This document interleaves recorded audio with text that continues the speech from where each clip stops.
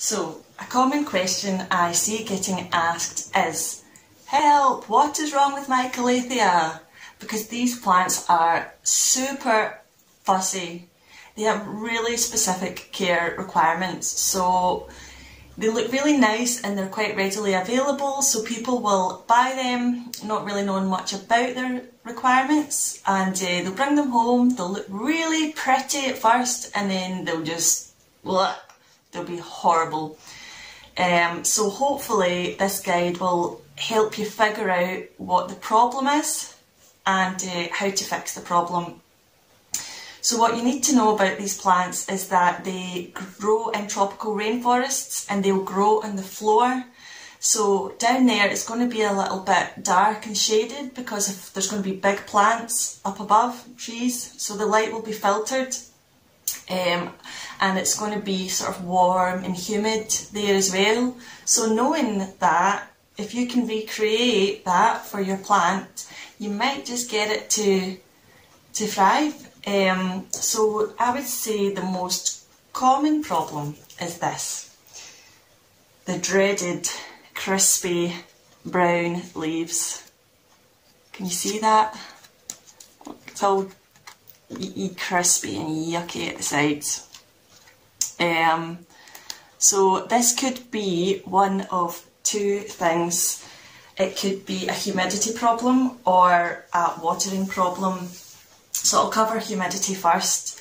As already mentioned, it's going to be humid in their natural environment, and Calathea have really quite thin leaves, so they don't have the correct mechanism to store water in their leaves, so they need humidity to be able to get extra water. So you want to keep your house really quite humid, and the ways you can do that is quite simply by grouping your plants close together. So if you put them all on a surface and, you know, put them close together, it's going to create its own humidity.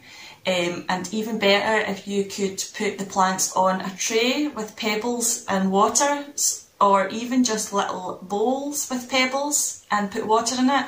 And as the water evaporates, it'll create extra humidity as well. Another thing that I do, and you can do this as long as you don't have problems with damp in your house, is I put wet face cloths on my radiator. So at night time, when I put my heating on, it's going to evaporate, the water's going to evaporate out the face cloth and basically up your humidity. You could be like me and already have a diffuser or humidifier, something that maybe you've used for aromatherapy and the like. That's all I have, and I just put water in it by its own and it just diffuses the water out, and it does help. It's not going to help a full room, but it's going to help locally. So if you've got one of those lying about, you can put it next to your plants, give them a wee boost of humidity. Another thing you could do is mist the plants with a spray bottle. I don't have one here to show you, but just any cheap spray bottle you get, and you can put water in, spray the leaves. Make sure you do it in the morning though, so that it's got the full day to absorb that water, and you don't want to be doing it at night when it's getting colder. If you can create that humid environment, you will see that your leaves will be coming out a lot nicer, and that should help solve the crispy problem. So Calathea are super sensitive to tap water. If you think about it, in the tropical rainforest, they're getting rainwater. They're not getting Scottish tap water. So I would just avoid it completely. So what you can do is get filtered water. So if you've got, you might already have a Brita filter, you can filter that water. Just don't put it in the fridge because they're not going to like freezing cold water. You can use distilled water. If you are able to, you can collect rainwater in your garden and use that to water them. Or you can use tap water that has been left out overnight. So what I do is just fill up a watering can, and then I just stick it somewhere, and I know that some of the chemicals are going to evaporate out of that, and when it's time to water my Calathea, the water's there, it's ready, it's room temperature, and it's good to go, basically. The second most common problem that I see is a Calathea that has completely flopped over. I don't have any of these at the minute because I'm quite on top of my watering. This usually happens when you've allowed your Calathea to dry out too much. So if you give your plant a big drink, it should bounce right back. Though some of the stems, if they flopped too much, they might have been damaged, like bent or snapped.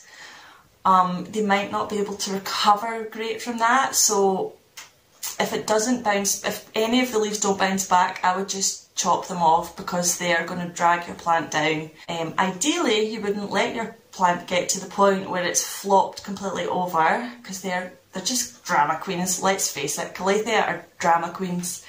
So you need to keep on top of your watering, and it can be tricky, but I will show you a very special trick that I use.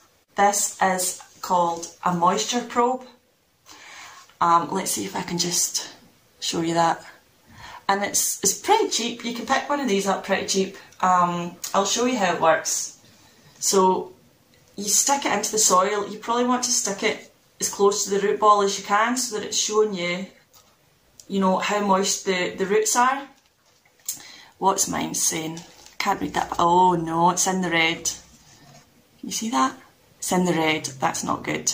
This plant needs watered quick or it's gonna flop.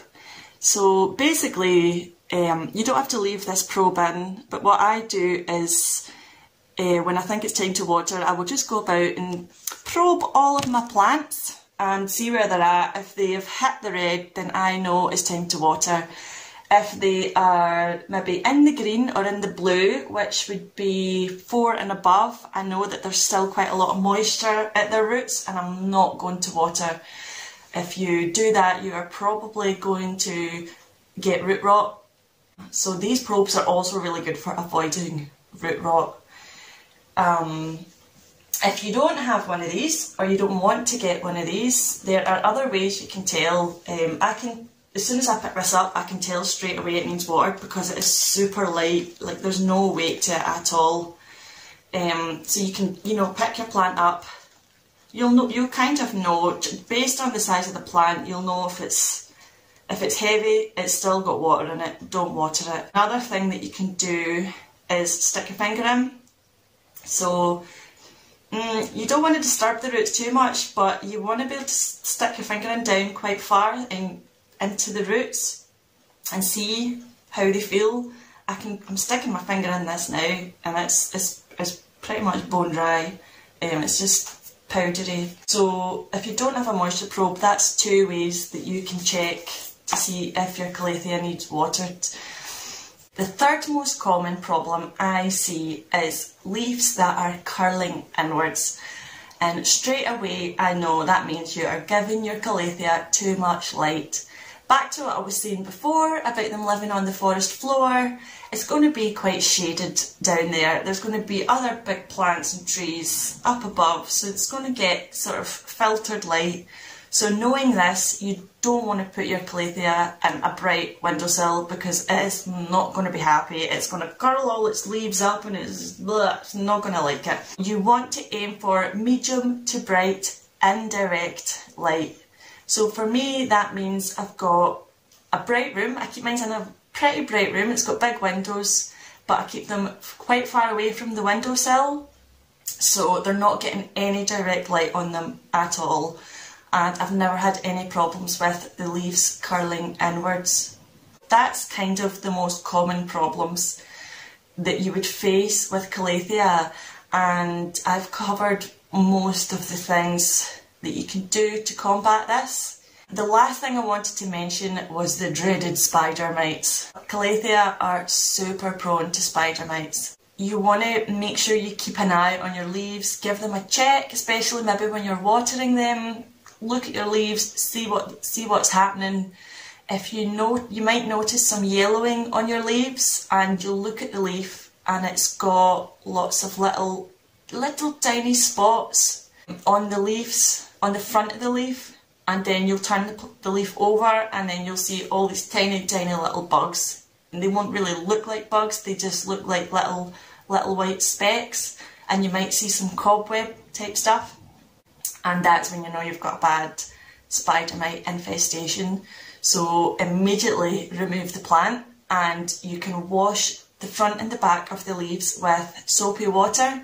Then obviously check the rest of your plants. Any plants that were nearby, you're going to want to check them. You might even want to wash the leaves just in case there's any there creeping about that you can't see. You can use bug spray as well, but there is the risk that it would do more damage to your plant. So you have to weigh up the pros and cons.